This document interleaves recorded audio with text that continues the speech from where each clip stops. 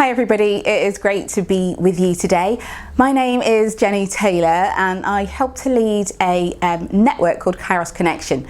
So Kairos Connection is a charity that is based in England and Wales, and we help churches, whole church communities and individuals figure out what it means to live a life of mission and discipleship wherever they are. I am based up in Liverpool. I've been living there for about 24 years, something like that. I live there with my husband and our 3 children. And I'm so grateful that you've invited me to come and be part of your day. So this amazing conference that you're at, all about being brave, which I think is an amazing thing, isn't it? And it's something that's so important in the climate that we are currently in, where being brave is probably right at the forefront of what lots of us are having to do. And so while I was thinking about being brave, I think I was just sort of like imagining a little bit, what does that mean to us? What do we think of when we think of bravery? And I was thinking there's a couple of things, aren't there? If you looked up images of bravery, you are going to see images around strength. You're bound to see something around superheroes.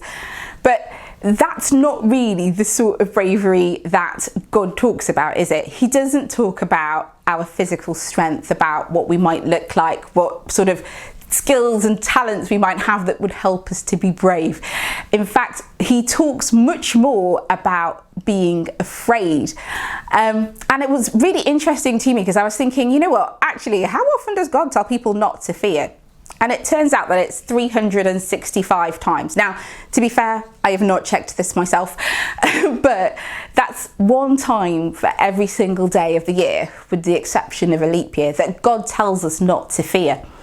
And I think that's actually because he really understands what it is to be human. He knows what it's like for us to live in a broken world that is divided, where things go wrong frequently. He knew that there would be times when we felt afraid, because fear is the polar opposite to bravery. It's the opposite end of that same spectrum.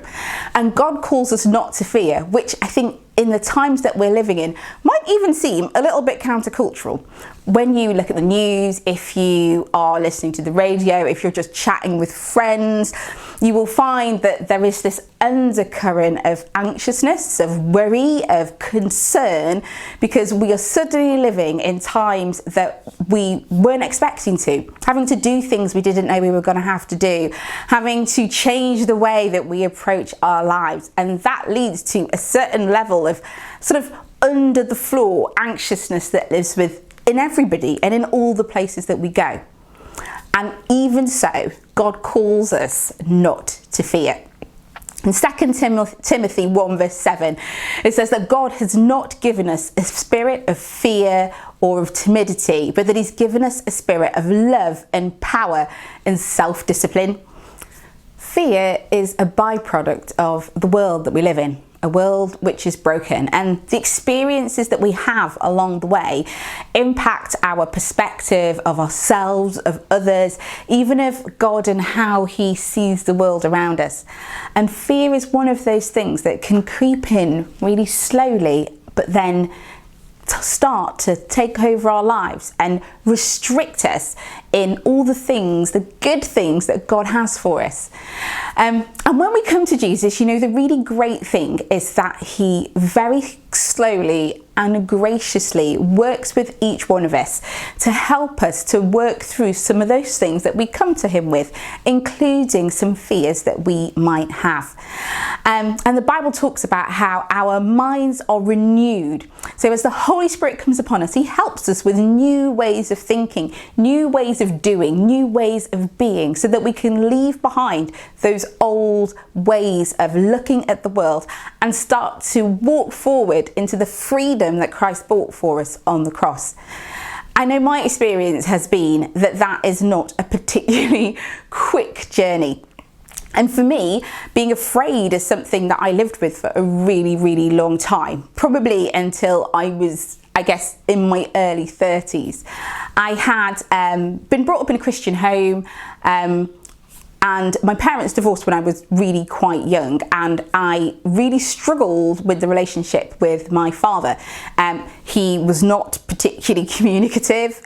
He wasn't emotionally available, and he spent most of his time ignoring me and showering my older sister with lots of love and lots of gifts. He would forget my birthdays, I wouldn't get anything from him at Christmas, he'd remember to ring her and not me. It was a really difficult time for me when I had to realise that actually it was possible that my dad actually maybe didn't love me. And for me, that undergirded what my life then looked like. This idea that I wasn't worth loving, and therefore I needed to work much, much harder than everybody else to put myself in a position where people would care for me, where I could feel like I belonged, where people were interested in what I had to say. So that's what I did. I worked really, really hard. I worked hard at school. I didn't get into trouble. I got amazing results. I went to a good university. I didn't get into any trouble at all ever. But what did happen whilst all that was going on is that very slowly that fear of rejection just grew. And it came to a point where, in fact, it wasn't just that I was working really hard. I wasn't working really hard for me. I was working really hard for everybody else, so that they'd like me, so that they'd include me, so that I didn't feel alone. And I put my security in how other people perceived me, who they thought I was supposed to be. But that's not what God calls us to, is it? I had really slowly moved into a place where I was afraid of other people, where I was afraid of man. In Proverbs 29, verse 25, it says that the fear of man is a dangerous trap, but trusting the Lord is a place of safety. And that is something that I have just had to learn. That actually, that dangerous trap it talks about isn't the sort of trap I think that I thought it was. You know, that I don't know that it would be this really obvious trap. It's not an obvious trap. It's a small, quiet trap of choosing to stay silent when I could have spoken up, of avoiding confrontation when I know that something's wrong, because I'm much more concerned about how that person might react to me than I am about perhaps the truth or justice needed in that situation. And for me, that has been a place where God has been incredibly gracious, where he has poured out his love into my heart so that I could replace that old way of thinking. The idea that not just that I'm not worth knowing, but that I need to work for people to love me, and replaced it with his way of being, which is that I'm worth dying for. I am worth loving, and that there is somebody who's already done all of that for me. Because that's the journey that God takes all of us on, a journey from death into life. That's what our Christian life looks like. And for some of us, it takes longer than others. Honestly, you won't all have to do 30 years worth of work, okay?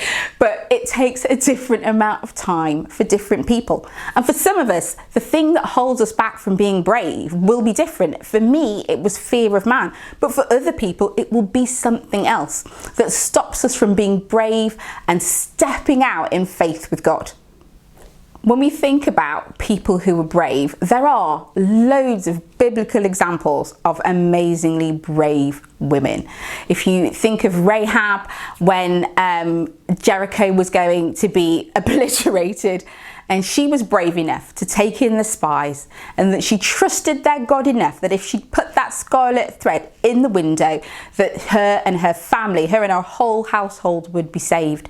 We could think of Jael, who kills a king with a tent peg. She knows she's in the wrong place at the wrong time. She shouldn't be there, but God calls her to deliver Israel when she effectively feeds the king so he falls asleep, and then kills him and saves an entire nation. We can think of Esther, who goes before the king when nobody else could do. She uses her relationship, she uses her character that she'd put out before there, that she'd invested in that relationship, so that she was able to come and save an entire people group. You could think of Mary, the mother of Jesus, who withstood ridicule and being an outcast to follow after the things God had given to her to bear our Saviour. Women in the Bible are full of bravery, and so are we. But our main example of being brave is to look at the life of Jesus, because he knows what it's like to be ridiculed. He knows what it's like to be lied about. He even knows what it's like to have your family think that you're crazy. If you read Mark 3, you'll see that Jesus has been gathering crowds and healing the sick, and his mother and his brothers go to basically stage an intervention and bring him home because they think that he's lost his mind. He knows what it looks like to have to stand up when everybody else is shouting really loudly, saying that you're doing the wrong thing, that you're in the wrong place, that you must be mistaken. And I think as women, we often hear those sorts of things. We live in a culture where we've made a lot of inroads into being able to have our voices heard. But most of us will have experienced the times when nobody can hear you in the room, where your contribution isn't taken seriously, or where somebody else takes your contribution and holds it out as their own. We've all been there. But Jesus has been there too, and he understands what it looks like and what it feels like to be in that place. And yet he still followed the voice of God. He was brave enough to push forwards all the way to the cross for our sake. And I think, when I was thinking about that verse in Proverbs 29, that trusting God is a place of safety, and I was thinking, well, the cross does not look particularly safe, does it? It doesn't look safe at all. It looks unsafe. Definitely looks unsafe.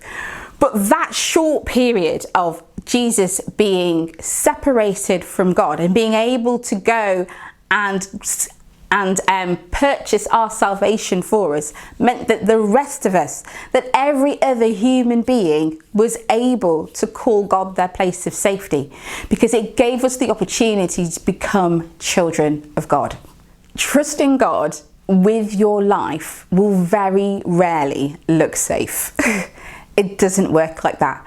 If it looked safe, then there would be never any need for us to be brave. There would have been no need for God the Father to have filled the Bible with so many opportunities to say, fear not, don't be afraid. He would have never needed to say that if it wasn't for the fact that he knew it wouldn't look safe. So what do we do when we know it doesn't look safe, but we're trying to trust God in it anyway? What do we do with that? And I think for us, the thing is that we have to go back to what we know to be true about who God is. I mentioned before briefly, didn't I, some of the amazing women of the Bible. But if you read their stories, you will see not only that they were brave, but that God was faithful. That for each one of those women who chose to step out in faith, to be brave when it looked like it was an absolutely crazy idea, that God was faithful to them. Because actually it's our faith, it's the faith that we put in him that allows us to be brave. It isn't some massive act of our own will. Yeah, we do need to want to do the things that God calls us to, the purposes that he has for our lives. But actually, it's our faith that really makes the difference. The reason that we trust God is because he's always been faithful. Because we can trust that his way is in fact the best way, that he has our best at heart. We can trust that his love is unfailing, that we can't get over it, around it, that it is so much more than we could possibly comprehend. And it's when we understand that we can put our faith in him and step out into places that we never thought we'd be able to go. It's when we put our trust in him that we're willing to do what Jesus did, which is to say the things that the Father says, to do the things that he calls us to do. And we don't do it because we've got some sort of special characteristics. It's not because we've got superpowers, or that, we've tried this thing before and it worked. It's none of those things. Bravery comes from us understanding who God is and who he says that we are. We can trust him because we're his kids. And like all good parents, he has our best at heart. So when we step out in faith, we can step out completely assured that even if it doesn't look safe, that God has absolutely got us 100%. We're going to look at a quick clip now from The Lion, the Witch and the Wardrobe. It is one of my favourite scenes in this movie that illustrates what it looks like to stand up bravely, knowing and trusting that God's on your side.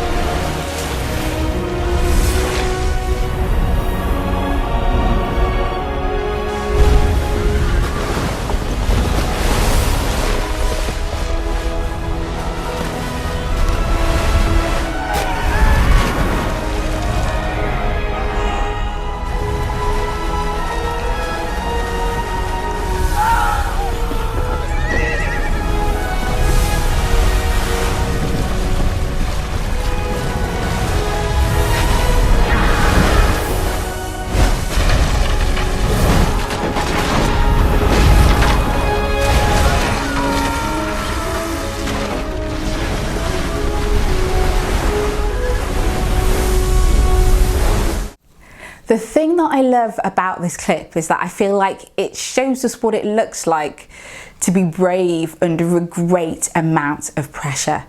Lucy is a small 11-year-old girl facing an army with nothing but a dagger. And I'm sure, like, if you were in that great army's position, you'd just be like, well, this is ridiculous. I mean, who sends a kid out? Who sends a kid out to fight for them? Who does that? Well, actually, our God does. Because like Lucy, the reason that she's able to stand on that bridge in front of all of those people is because she knows who is stood behind her. She's expecting Aslan to turn up, and she knows that he is more than able to win the battle. And we do the same. When God calls us to step out in a place where we feel ill-equipped, unable to do so, we don't feel we've got the talents for it, we don't feel we've got the skills for it, but God is calling us anyway to step out into something new.